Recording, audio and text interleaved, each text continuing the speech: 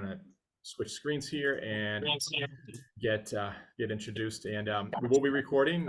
This will be put out on our YouTube channel in a couple, 3 or 4 days. If you want to go back and watch and look for a salient point or two that Larry had mentioned, feel free to check that out. Subscribe. Make sure you're subscribing to all of our social media stuff. Makes our marketing department feel better. All right, let me pull up Larry's bio.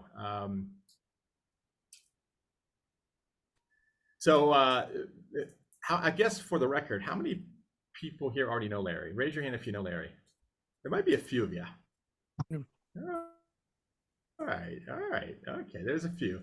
So Larry was a long-time director of our Boston chapter at the COO Forum, and he and Marianne, his smarter half. No idea to say, Larry. Yeah. Better half, smarter half. Both Larry and Marianne ran a really nice chapter in Boston, and just has an amazing practice and all kinds of things that I could probably go on and on about. Hopefully Larry will share some of that as well. But one thing that he has always done for the COO Forum is to help our members understand how to navigate board options in terms of joining boards and being successful on boards. He's done a presentation like this to the Harvard Business School and Yale and Georgetown and so many others that I would probably need the rest of the day to go through. But really is an authority in the space. And so if when you get through this phone call and you're excited and pumped up about finding a board spot, I would encourage you to reach out to Larry. He's an amazing person to engage with. So today he's going to help us learn how to look at board membership from a food chain perspective. Also understand what goes into a director executive summary, a board of director summary. Understand the distribution channels in terms of if you are working on a board campaign, how to get to a board.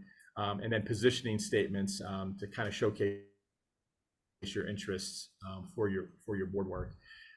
Larry's a psychologist by nature, so I'm sure he's already analyzing me. I think we've actually had a few phone calls where he has analyzed me pretty well.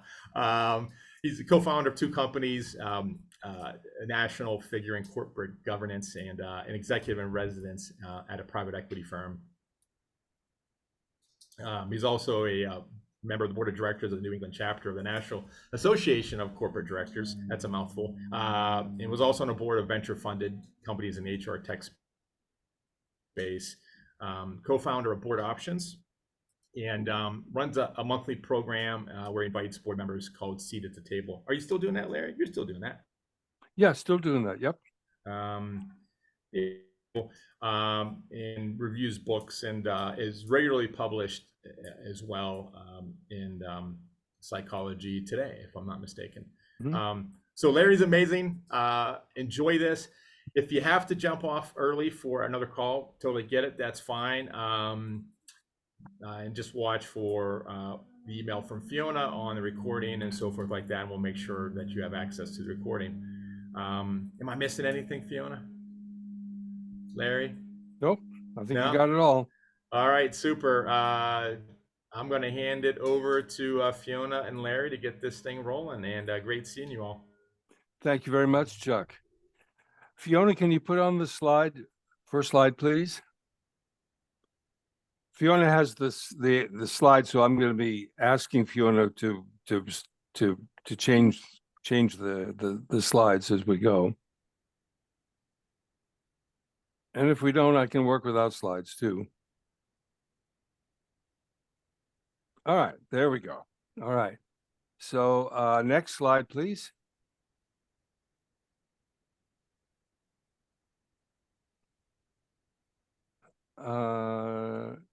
Next slide.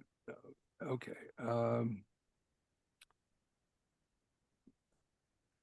So, yeah, okay. So next slide.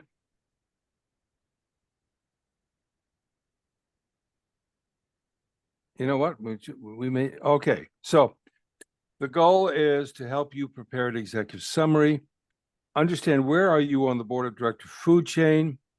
Look at what are some distribution options for your board of director resume.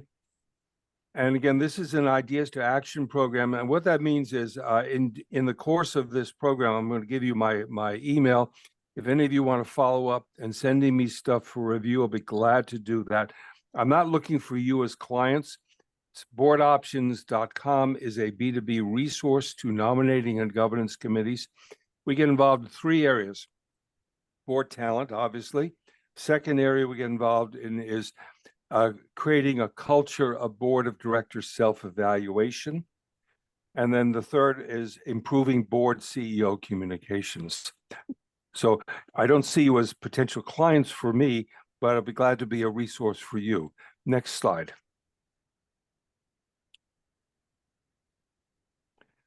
We have another talk I gave was called why is a board called a board? And it talks about the first board of directors that was ever created 450 years ago. And basically that was what the mission, to remove the strategy given to it by the CEO, to hire the CEO, to fire the CEO, review the finances to make sure the money is being spent effectively and appropriately. And finally, keep asking questions, but keep your fingers out of the operation. In 450 years, nothing has changed. That's the basic core of a board of directors. Next slide.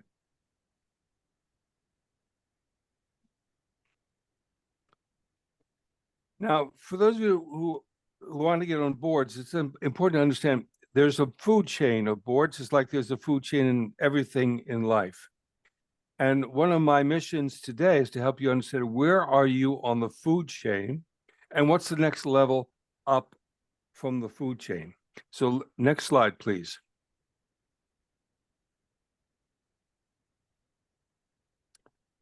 Okay, so the lowest level on the food chain is small nonprofit boards, community service organizations, human resource, helping people, the local sheltered for battered women, the local community health fund.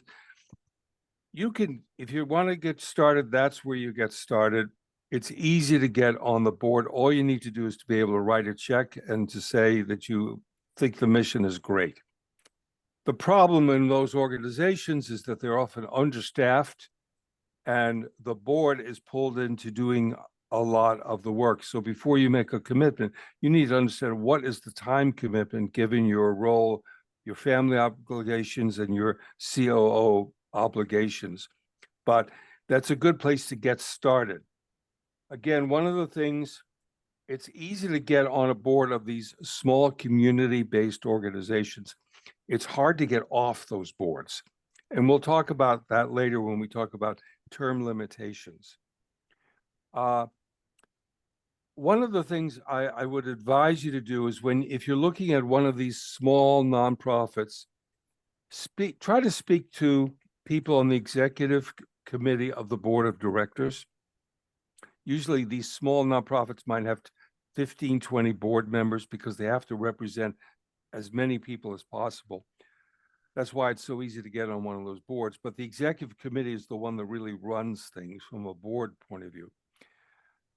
Ask yourself, if I was on this board, would I be the smartest person in the room?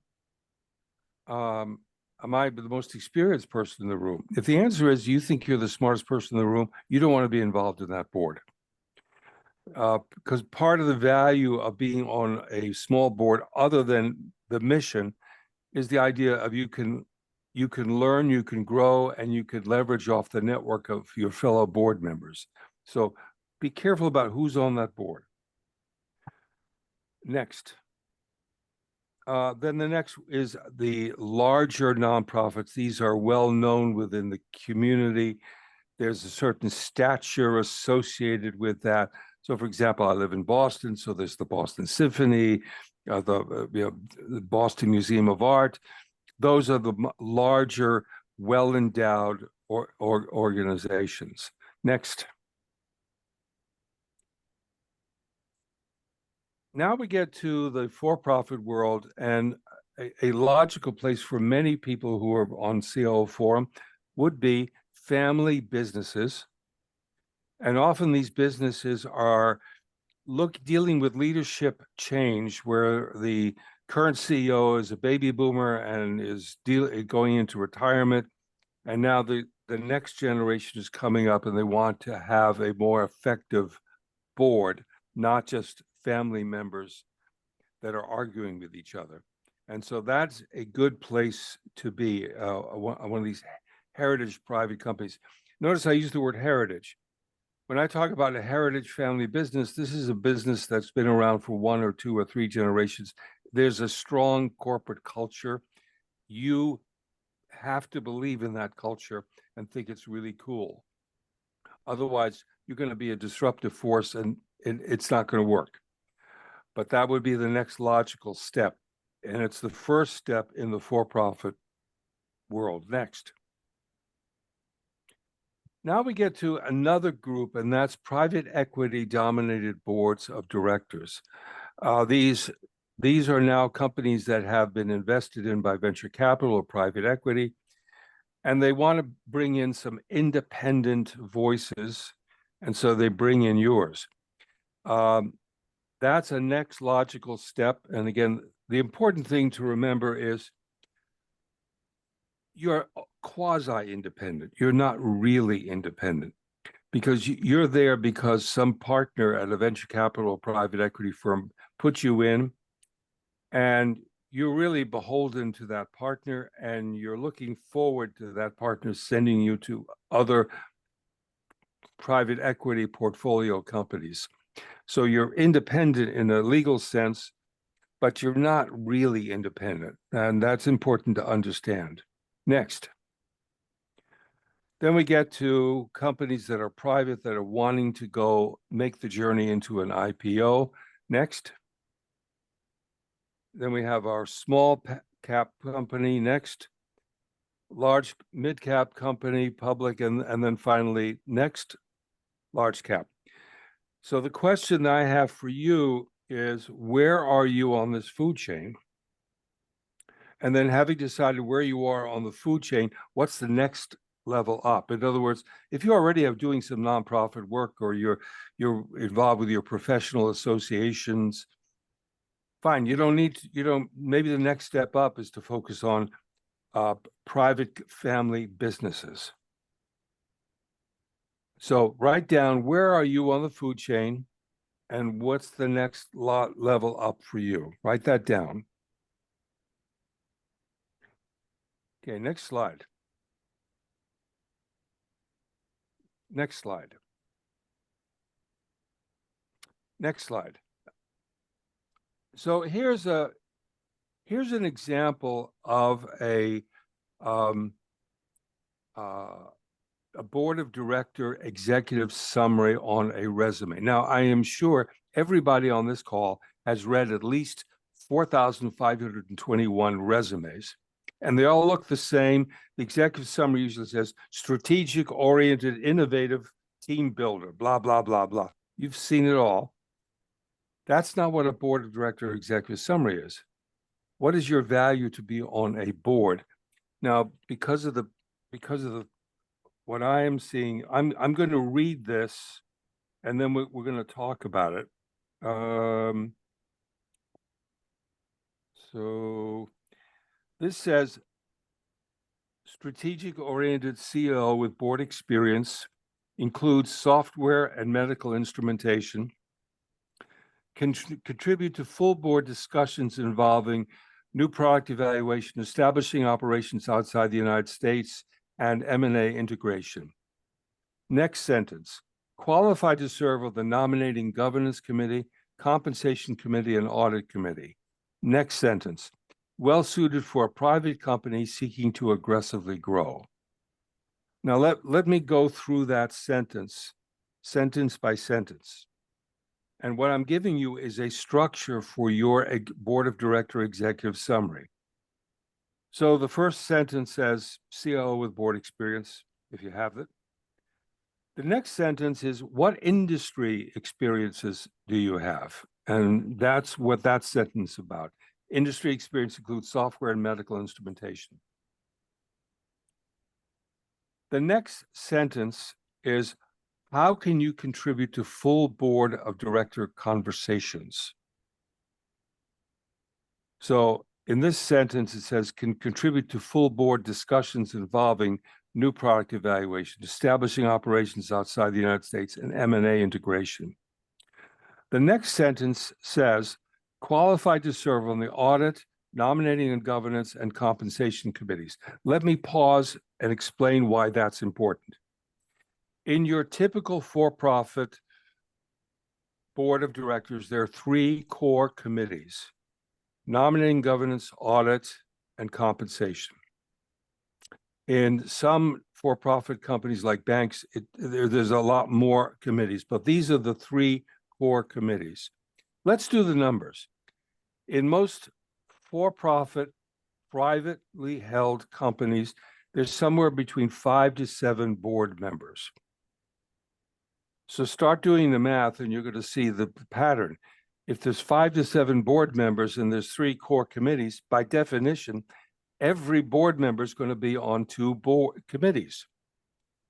Then if you assume that board members don't want to stay on the same committee forever, but they want to rotate, that then by definition, if you want to be on a for-profit private company board, you have to say, I'm able and willing and interested in serving on these 3 committees. So I hope that's clear.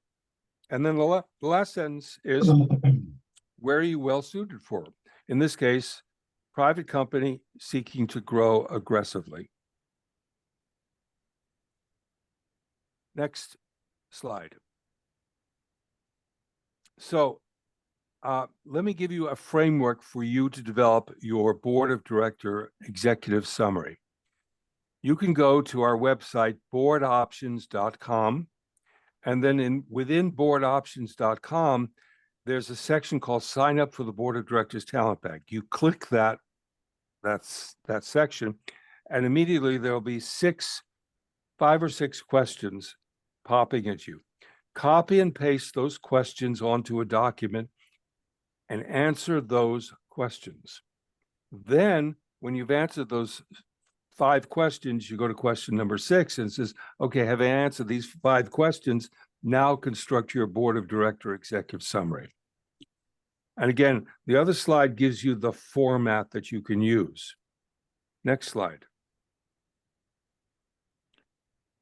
Now, another suggestion is go to boardoptions.com, and within boardoptions.com, go to the Board of Director Talent Bank. We have 950 board qualified people listed there. We don't list names or identify their companies, but you'll see how we structure their board executive summaries. So if you want some models that you can use, go to board options, go to the board talent bank. Again, the basic structure is as follows. Your title. The next sentence will say, these are the industries you have experience in. The next sentence will say, you can contribute to full board discussions in these areas. Boom, boom, boom, boom, boom. Next sentence will say, qualified and competent to serve on the following committees. Again, my recommendation is you say audit, nominating and governance, and compensation. So take a look at those models. And once you've done that, why don't you send me the answers to the questions, your resume, your real resume, and your summary to me at lstybel@boardoptions.com. I'll be glad to take a look at it and give you my reactions and suggestions. No charge. Again, can you be on our board talent bank? I'll be glad to take a look at your board talent summary and your resume and make a decision. But again, we are business to business, so we serve the needs of our companies, not individuals. Next slide. So let me stop at this point. Any questions, comments, concerns? Anybody? Let's I'm hear not it, hearing. folks. Let's not let Larry off easy. What do you got? I have a question about, I know they're rare, but paid board positions. We will talk about compensation. Okay, Okay, that'll come. thank you. Good question, Cassandra. Any other questions? Larry, it's all right. Can you hear me? Yeah. I'm dealing with the hurricane as well in DC. So when you have the it looks hierarchical. Is that all? Does it always have to be that way? You start small, then work your way up, or can we just go ahead and just start with a small business or something like that? Ariella, I want to be so on the board of Disney because I've been to the theme park. I got the mouse ears. I'd love to be on the Disney board. They never call me. I have to, where am I on the food chain? Where am I credible in the food chain? And then I want to build to the next level. But they're not going to call you unless you're the right caliber. So you got to move up the food chain. Any other questions? All right, next slide. All right, now let's talk about distribution channels.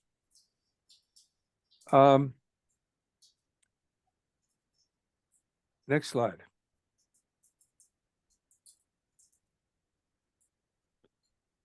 Before you launch your campaign, you got to get your head straight. The best time to be looking for board opportunities is somewhere in your mid-50s. Why in your mid-50s? Because it takes about 2 years, because getting on boards is really much a networking game, planting seeds. It takes a while. And then you're going to be on this part of the food chain, and you want to get up to the next level and the next level. So your campaign's got to be thought of in terms of years, not months. It's not like a job search campaign, which you can think of in terms of weeks or maybe months. This is years. So I've had situations where people who are 65, they say, I've just retired and now I'm ready to be on a board. And I got to say, it's too late. You're 65. By the time you get networked, you're going to be 68, 69. And many companies have a mandatory retirement age at 70. It ain't going to work. You should have been doing this when you were in your 50s. And I also know that for many of you that are in your 50s, this is a time when you're overloaded with work and you have family responsibilities and you probably got teenage kids. But this is the time to be doing it, not when you have the time. Next slide. Every campaign needs a theme. And the best themes are keep it simple. Just stick to one theme. Keep your theme simple. Next slide. Again, this illustrates you're planting seeds. It takes about 2 years for these things to germinate. You just got to give it time. Next slide.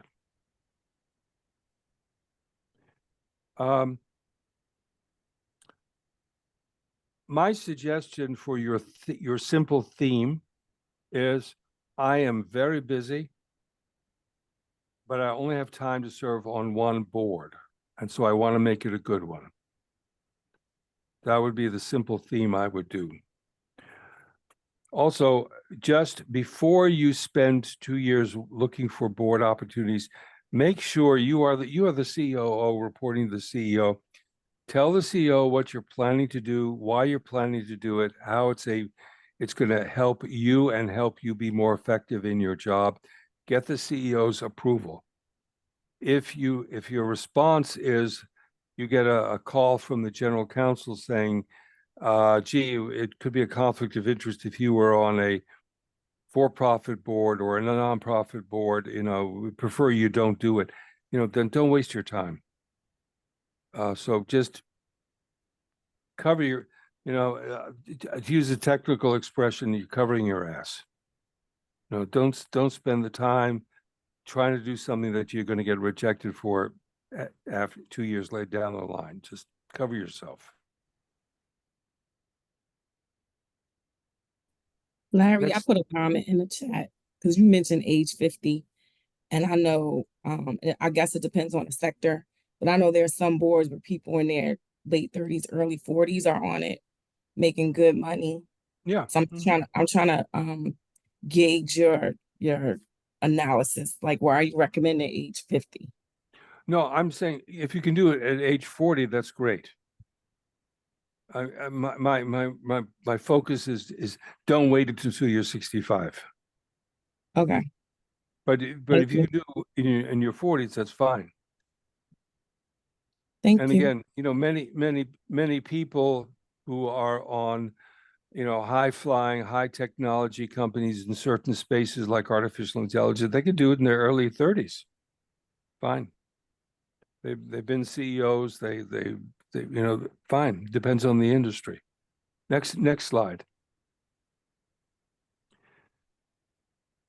So one of the best sources for you is going to be partners in law firms. How many of you have worked with lawyers? Raise your hands. Just about everybody has. Now, when I talk about lawyers, I am talking about corporate partners, corporate lawyers, not transactional lawyers who do M&As, not the lawyer that did your divorce or that did your will. I'm talking about corporate partners. They could be a really good source because many of them act as the secretaries to the boards of directors, so they know when there are going to be openings.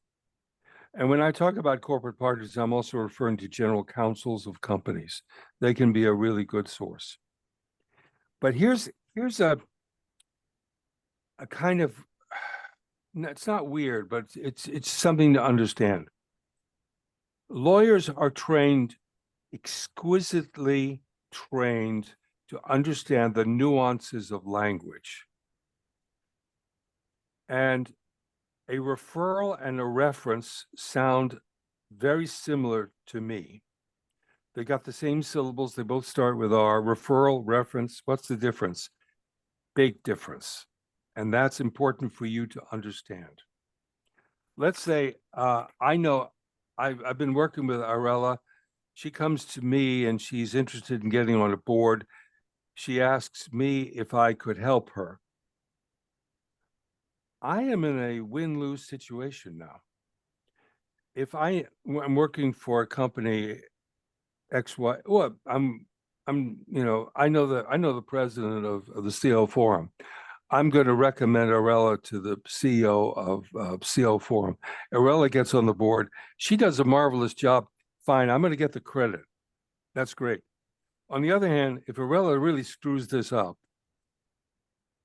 and I get a call and say, "Why didn't you tell me this about Arella? I could lose the client. It's risky for me.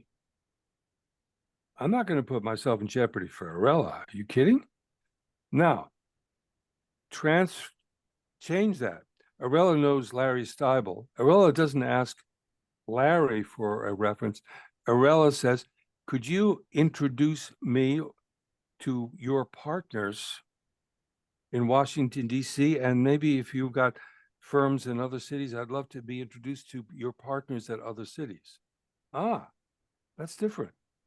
So let's say I know Mary Jones in New York City. I introduced Mary Jones in New York City. She introduces Arella to her company, which is company XYZ. When she makes that introduction, she's going to say, "I don't know Arella. I was referred to her by my partner in DC, but at least on resume and paper form, it looks like she would be a good fit for your organization. I'm not going to charge anything. if she's the right fit, you just saved yourself $30,000 in recruiting fees. That's just another one of the many things I do because I love you, Mr. Client. Now, what I am saying, what Mary Jones is clearly saying, this is not a reference. It's a referral. Whereas when Larry Stybel makes the referral of Arella and Larry knows Arella, that's a reference. This is a referral. You understand the difference? So the paradox in dealing with lawyers, you're going to get your best bucks, not by asking the lawyers you know to refer you to their clients, but you'll get your best leverage by asking the lawyers you know to refer you to corporate business partners in their firm or other firms that they might know. Next slide. Other board members. Most board opportunities are filled through networking. Just, it's like, that's the way the world works. If you know someone who's on a board, again, let's do the math. If somebody's on one board of, let's say, a family business, or they're on the board of a community bank, they're probably on a board with four to six other people, and each of those people are on maybe two boards. So you start doing the math, it builds up. If you know somebody is on the board of a community bank, or you know somebody's on the board of a family business, they're probably on the board of two other companies too. And so you start doing the math really add up. Now I'm interested in, do I really know if Monica is on a board of directors? Well, I can find that out. I can just Google, quote, Investing Business Week, Monica, and I put her last, I don't know what Monica's last name is, but Bedlani, sorry. but, oh my God, no, I can't even spell Monica. Forget about your last name. But so it's Investing Business Week. Then you put the name of the person, and it will give a bio of Monica and what boards she's on. So it's a good way to. So before I go to Monica, I know what board she's on, and I could say, Monica, could you circulate my board resume to your colleagues at this board and this board? Next bullet. Tax partners at CPA firms. I'm sorry, not tax. Yeah, tax and audit partners. They can introduce you to people in the audit committees and chairmen of boards. They will not introduce you to public company boards because they could get into serious trouble if they do that. That's a conflict of interest. You can imagine why it's a conflict of interest. But for privately held companies, for private equity portfolio companies, there's no problem for an audit partner to make an introduction to you. Next. Obviously, if you know, how many of you know any partners in the venture capital or private equity space? Okay, so let's say Chad knows someone who is a partner in a private equity firm. Well, most of these private equity people have gone to the similar schools. You know the name of the schools. I know the name of the schools. They all live in similar communities. They go to similar churches. Their kids go to similar schools, and they do deals with each other all the time. So it's a real incestuous community. So if you know one partner in private equity or venture capital, that person can then introduce you to colleagues and other partners in other firms. And it's a great way to get introduced. My suggestion, everybody loves a freebie. And what I would suggest you do is the following, and I've done this with my own clients, and it's worked beautifully. Let's say Chad wants to get into the venture capital private equity world. Chad then goes to the partner that he knows. Let's say that's Chuck. And he says to Chuck, I want to develop relationships with you and with your fellow partners. So if you have any investments you're looking to make, I'll be glad to sign any non-disclosures you want, and I'll give you a second opinion. No charge. I'm doing this to develop a relationship with you. So that allows you to get your foot in the door, develop trust, they get a sense of your competence, and then soon enough they'll say, could you be an independent board member of one of our investments? So it goes like that. So when approaching a private equity or venture capital partner, don't go in and say, how can you help me? No. They don't care. They don't care about you. Go in and say, here's how I can help you. Next slide. Next slide. Recruiters. I'm a recruiter. Am I going to be a great resource for you? The answer is no. And most recruiters won't be really good resources for you either. Because when we're doing a search, we've got a very well-defined focus. And we've just got to find somebody who fits that very narrow bandwidth. So if Mandy comes in and says, can you spend an hour to talk with me about, because I'm interested in getting on boards, I might be polite and say, I wish I had the time, but the reality is I'm focusing on the searches that I'm doing. You don't fit my search. It's a waste of my time to talk with you. Thank you, but no thank you. So board directors, it's another distribution channel, but I wouldn't call it a really good distribution channel. Right? Yep. Do you recommend that people register in the banks at some of the, like some of the major recruitment firms? If The it board doesn't cost, if it doesn't cost you anything, it doesn't hurt to do so. We're going to be talking about this later. There are some B2C firms that say, we'll help you get on a board. We'll put you on our wonderful data bank and it'll only cost you $450. I've never known anybody who ever got a job by being listed on some sort of data bank that they had to pay for. So if somebody has a data bank and if there's no charge to you to be listed, why not do it? Next slide. As Chuck said, I was on the board of directors of the New England chapter of the National Association of Corporate Directors. They are a really good resource for boards. They also have their own board of directors talent bank. Their website is nacdonline.org. They really focus on public companies more than anything else. I'd be very careful about joining NACD. It's very, very expensive. Last I saw, it was like maybe $475 for an individual to join. If you got the money, it's fine, but most people don't want to spend that kind of money. Next.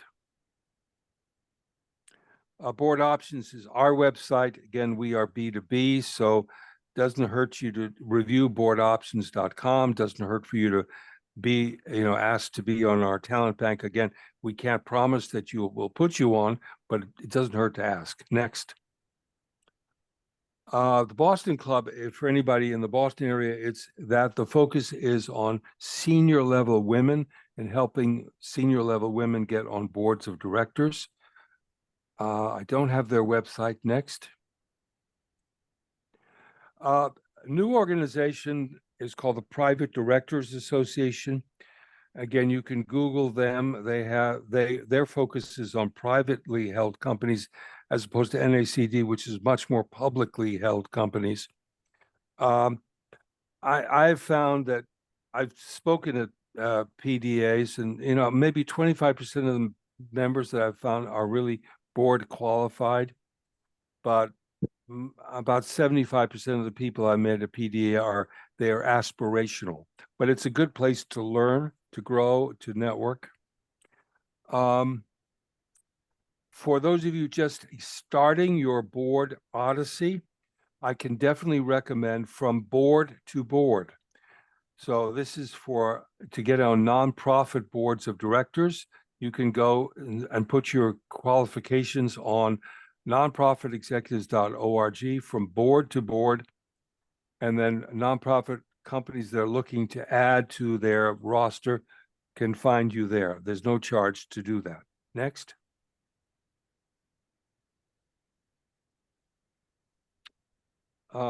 Again, I have stressed that we are B2B, but there's another group of people that are B2C, business to consumers, where you pay them and they say, you give us X dollars and we'll get you on a board of directors. I just have never met anybody who ever got a board opportunity that way. I'd just be careful about spending the money. Next. Let me stop at this point. Questions, concerns? Anybody have any issues they want to discuss? Do you find it valuable for people to get the NACD certification?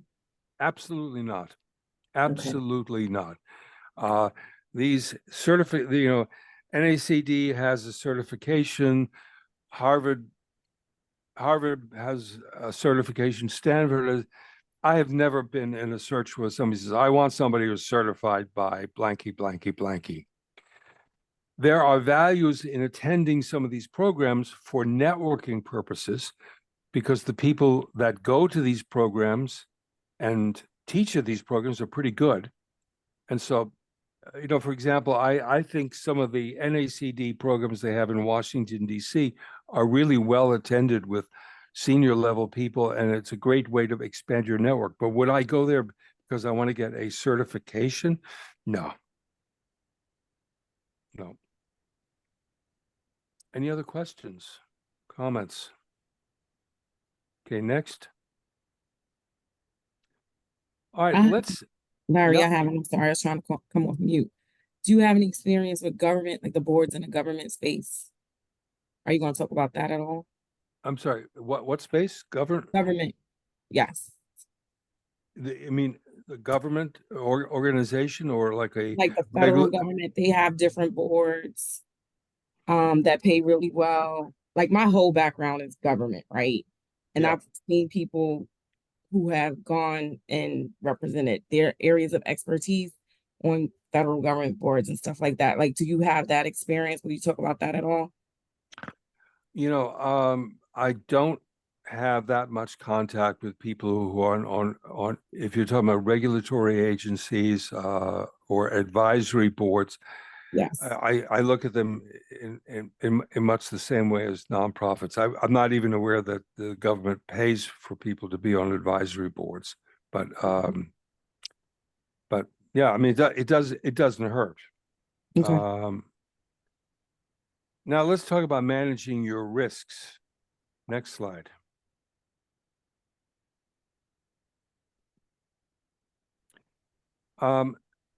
D&O liability insurance stands for Director and Officer Liability Insurance.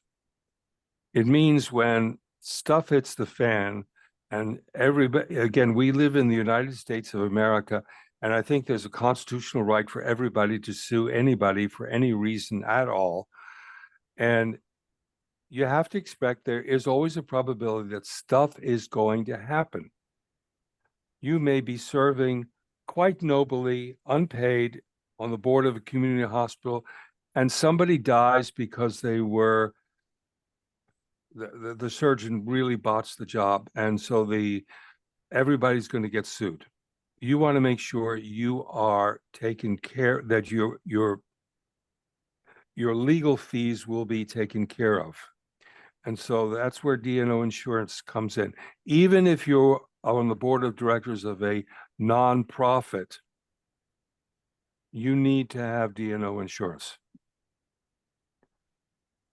So your company is going to always say, of course we have D&O insurance, it's all fine. Don't take their word for it.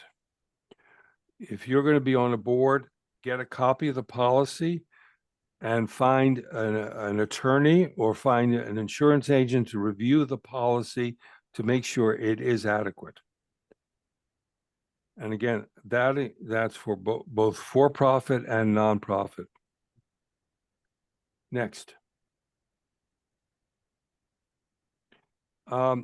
You want to make sure that your insurance covers you for actions that you took as a board member, even if the lawsuit takes place after you leave the board. In other words, let me give you an example. I'm on the board of a community hospital, and a surgeon does something really stupid. Let's say he shows up for the surgery and he's drunk. And let's say nobody stops him from doing the surgery. And let's say he kills the patient. And let's say it's August of 2024 when that happened. And in September of 2024, I resigned from the board of directors. And the surviving family then sues the hospital, including the board, in November of 2024. So under what I'm saying, you're no longer on the board of directors, but you'd still get D&O insurance because you'd be covered for actions taken while you were on the board, even if you're not on the board. Just make sure that you have that in your policy. Next slide. Again, it might be nice if your policy allows you to select who is the attorney that is going to represent you. Most policies won't give you that option. You'll have to take the attorney that the insurance company selects, but if you could possibly select your own attorney, that's even better. Next slide.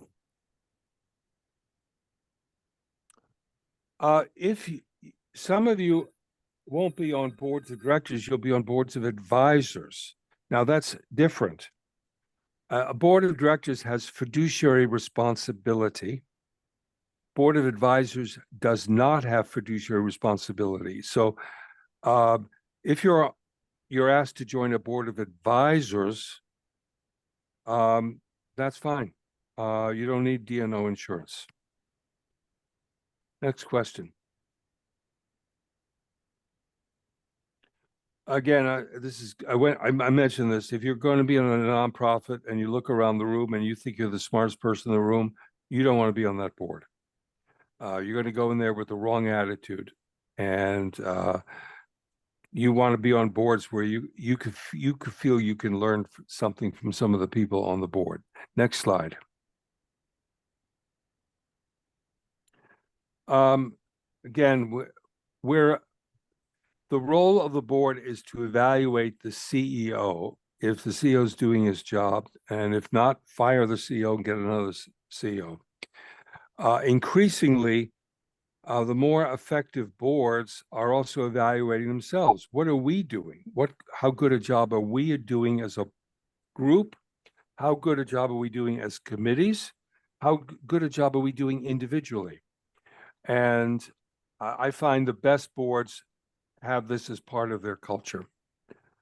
The worst boards are the ones that said, we're all collegial, we all talk straight with each other, everything is great. Nah. If they don't have a formal board evaluation program, I'd be careful. That's risky. Next. Another area of risk, who's the chair of the board? If the chairman of the board is also the chief executive officer, what's wrong with that picture? If the role of the board is to evaluate the performance of the CEO and to hire and fire the CEO. In Europe, it is mandated that the chair of the board be not the CEO, but it is not mandated in the United States. But I find that better organizations separate the CEO and the chair roles. It's inherently a conflict. Next. Let me stop at this point. We will get into compensation issues next. Any questions or comments about risk? We've been talking about risk and risk mitigation. Any questions? Okay, next. Oh, next slide. Right, reputation. I am a big believer in term limits. I just joined a board and it's a nonprofit and they have no term limits. And I said, nope. I'm going to make the term 3 years, and then after 3 years, you know, I have to reapply if I'm going to leave. The idea of term limits allows you to exit in a graceful way. It allows them to bring in new blood without making your departure personal. So term limits protects you, it protects the organization. Next.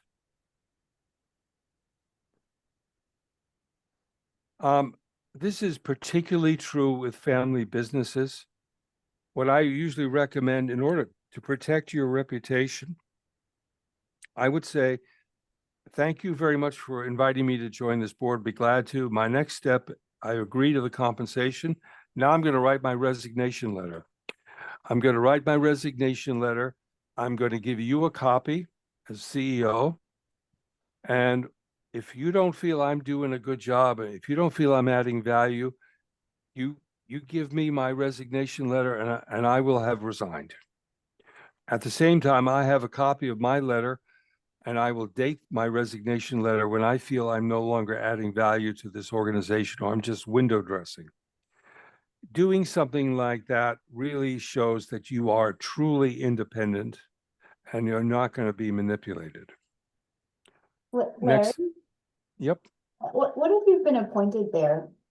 I'm sorry? What if you've been, what if you've been invited to the board to represent someone's interests?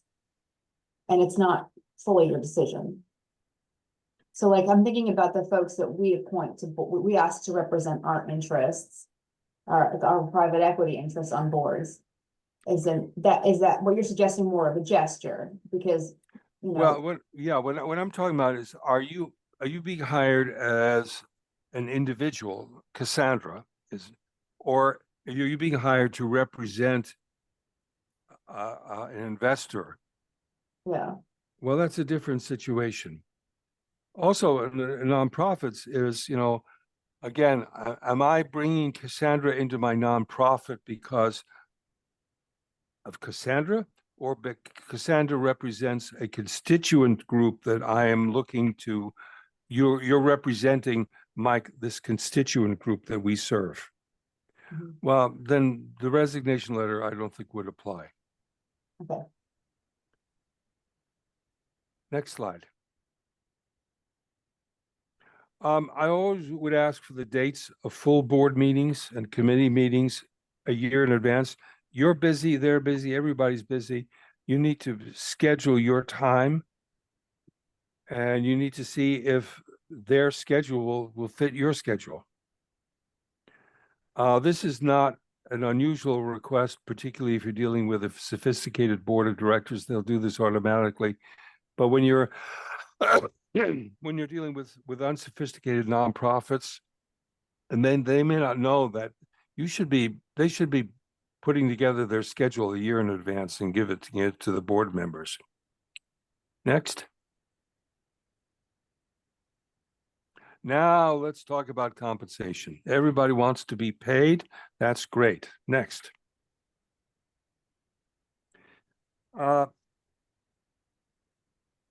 If you can be paid an annual retainer for your work, that's great. Again, if you're on a for-profit company, assume that the board meetings are about 150 hours of your time. If you're on the audit committee, assume another 150 hours of your time. That's 300 hours of your time. Are you going to get paid for that time? So you want to ask, you should be asking for an annual retainer. Now, I am stressing an annual retainer as opposed to meeting fees. Meeting fees are every time the full board meets, you're going to get X dollars. Don't do that. Ask for an annual retainer. And the reason is the real work that you're going to do is not necessarily the work you're going to do at the full board meeting. It's the work you do in between the board meetings. You know, part of your value as a board member is you can be an external resource for the CEO to call and ask you for ideas. Part of the reason that Andrew may be getting on the board is because Andrew's got great connections in certain sectors that we're interested in turning into customers, and Andrew can make introductions for us. So a lot of the work you're going to do is not the work at the board meeting, but it's the work in between board meetings, which is why I suggest annual retainer versus meeting fees. How much annual retainer? All I can tell you is try to get as much as you can. It really depends on the industry, depends on the size, depends on what they're paying other board members. And again, you can Google just to see what the latest is in terms of annual fees for board members of privately held companies that are $30 million to $50 million in the Nevada area. Next question, next slide. Now, for the for-profit world, equity is always going to be an issue. How much equity would you get as a board member? My experience is it ranges between 0.5% to 2%. It's closer to 0.5% for somebody who is simply fully qualified to be on a board. In other words, they're basic, solid kinds of people. The 2% would be more for people who have got a national reputation, or they're so well known within their sector, they're so well connected, they can make introductions at high level places. They will get more on the high side of things, more like a 2% than 0.5%. Now, in the public company world, all this is in writing. All this is in the Securities and Exchange 10K. Again, there's a document for public companies called 10K. All of that compensation stuff is in the 10K documents. So it's right there. And so there isn't much negotiation about that, the numbers. Where the negotiation is going to occur is the next slide. Next slide. Next slide. The key negotiation is the amount of equity and the payout of the equity. So let's say the company wants Mandy, and we're willing to pay Mandy 1% equity.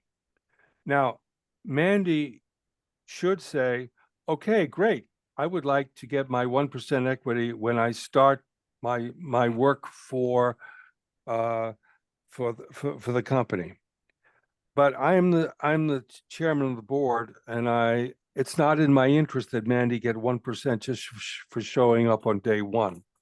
It's in my interest that Mandy, why don't we give you your 1% after 4 years, which is unacceptable to Mandy. Well, eventually we'll compromise.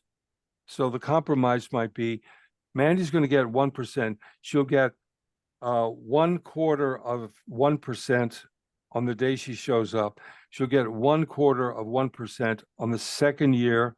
She'll get 1/4 of 1% on the third year. She'll get 1/4 of 1% on the fourth year. Should we be acquired before that time, Mandy gets the full 1% immediately.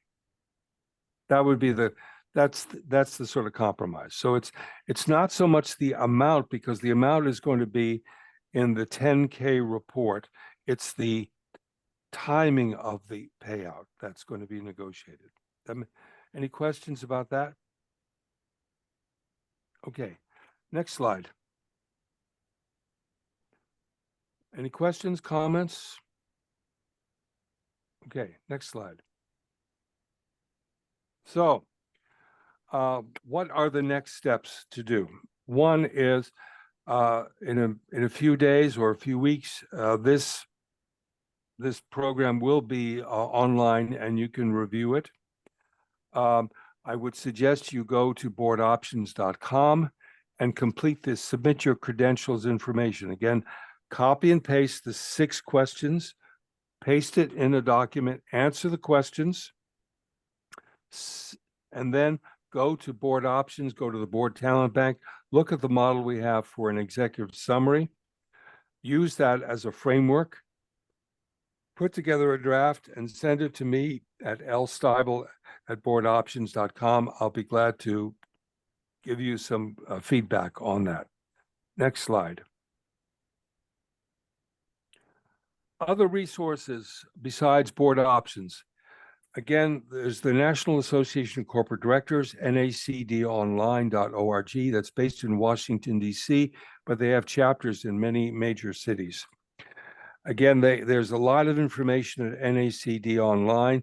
A lot of it is focused on the public company world. Directorship is another good resource for information about corporate governance. Boardroom Insider is another resource that you can use. Next slide. Again, to summarize what we've been talking about, this is a campaign. It is not an event. You have got to be starting to think in terms of years. I suggest 2 years for your board campaign. You're basically planting seeds. That's what you're doing. Keep the campaign theme simple. My suggestion is I'm busy. I only have time to be on one board. I want to make it a good one. Keep your campaign simple.